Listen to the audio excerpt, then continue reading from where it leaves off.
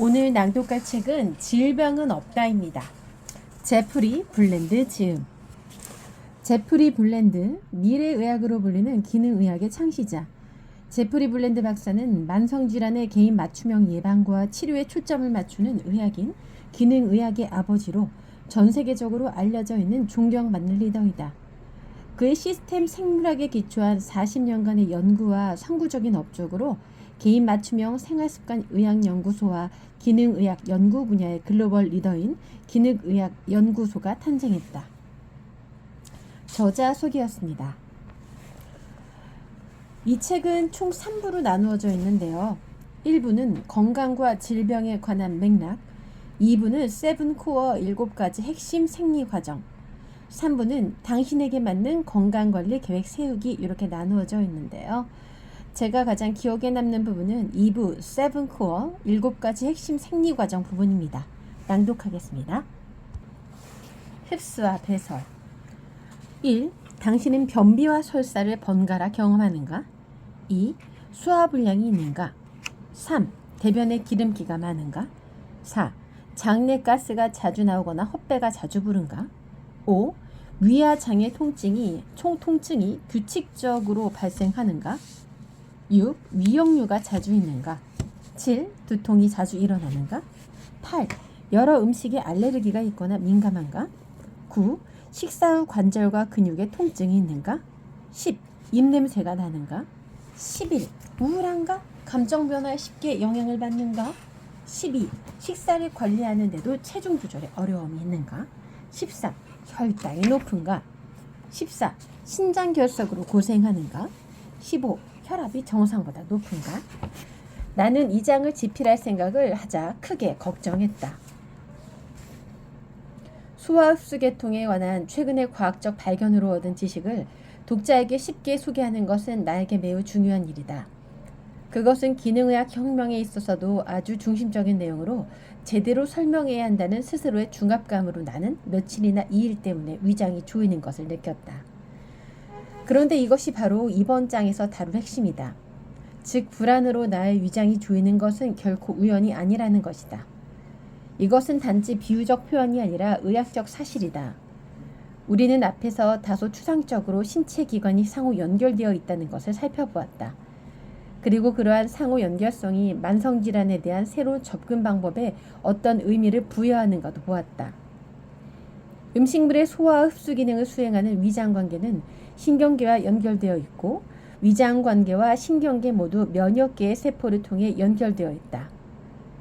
당신이 자격증을 얻는 데 절반 이상의 점수 비중을 차지하는 시험 때문에 위장이 조이고 쓰리다면, 그리고 상사에게 보고하기 직전에 화장실이 급해 달려간다면 이것은 당신의 신경계가 이제 높은 기여로 작동해 장의 근육 수축을 자극했기 때문이다. 소화관 주변에 몰려있는 전체 면역계의 50% 이상이 활성화되어 장에 경보 신호를 보내는 물질이 만들어진다. 이것이 위장과 무관해 보이는 수많은 지긋지긋한 만성질환을 다루는 작업을 소화기관에서부터 시작하는 이유이다. 소화기관은 그로부터 멀리 떨어진 신체 부위에 영향을 미치는 수많은 증상을 다루는 출발점이다. 그리고 그 반대도 마찬가지이다. 신체 흡수 배설 과정에 아주 작은 문제가 생기더라도 우리는 아플 수 있다. 그리고 신체의 신경 메커니즘과 면역 메커니즘은 상호 연결되어 있기 때문에 온갖 요인이 그런 작은 문제를 일으킬 수 있다. 이제 소화기관에서 일어나는 흡수와 배설의 생리 과정을 살펴보자. 흡수 및 배설 과정. 성인의 장관 길이는 25에서 30피트 정도이다. 소의 장관보다는 짧고 호랑이의 장관보다는 길다. 소와 같은 초식동물의 소화기가 길었던 더 긴 이유는 동물성 음식보다 식물성 음식에서 영양분을 흡수하기가 더 어렵기 때문이다. 초식동물의 장관은 호랑이 같은 육식동물의 장관보다 음식의 영양분을 흡수하는 데 더 많은 공간이 필요하다. 잡식동물인 우리 인간은 장관의 길이도 초식동물과 육식동물의 중간이다. 음식은 단백질, 탄수화물, 지방을 제공하며 우리는 이들 영양소로부터 세포 에너지를 얻어 신체의 구성 성분을 조직한다. 그런데 신체가 이 영양소를 사용하려면 소화 과정을 통해 음식물을 잘게 부르는 한편 찌꺼기는 배설해야 한다. 이 과정은 입에서 시작된다. 침으로 분비되는 아밀라제 효소가 탄수화물을 부수기 시작해 위장에서 계속된다. 위장에서는 위벽에 있는 특수세포가 분비하는 다른 효소와 산이 커다란 단백질 분자를 작은 아미노산 알게로 부수기 시작한다. 소화기에서 진행되는 다음 단계는 십이지장에서 일어난다. 담즙이 더해져 흡수될 때까지 지방을 잘게 부순다. 여기서부터 유미즙이라는 일부만 소화된 음식이 소장과 대장으로 이동한다. 장에는 다양한 종류의 박테리아가 살고 있는데 이 박테리아들을 장내 미생물이라고 한다. 이 장내 미생물의 수는 어마어마하다. 1온스의 대변에 우리가 아는 우주의 별보다 많은 수의 장내 미생물이 존재한다. 실제로 인간의 몸 전체의 세포보다 장관에 존재하는 박테리아 세포의 수가 더 많다. 이 박테리아 세포는 인간 세포에 비해 크기가 훨씬 작지만 사람의 전반적인 건강에 기여하는 바는 매우 크다. 우선 장내 미생물은 세 개의 박테리아군 중 하나에 속한다. 공생박테리아, 상주박테리아, 기생박테리아가 그것이다. 공생박테리아는 인간과 상호 이익이 되는 관계를 좋아한다. 상주박테리아는 인간과 박테리아 중 어느 한쪽이 이익을 보며 양쪽 모두 해를 입지는 않는 관계를 유지하면서 우리 몸과 조화를 이루어 산다. 한편 기생박테리아는 우리 몸의 무임승차에 좋은 것은 하나도 주지 않는다.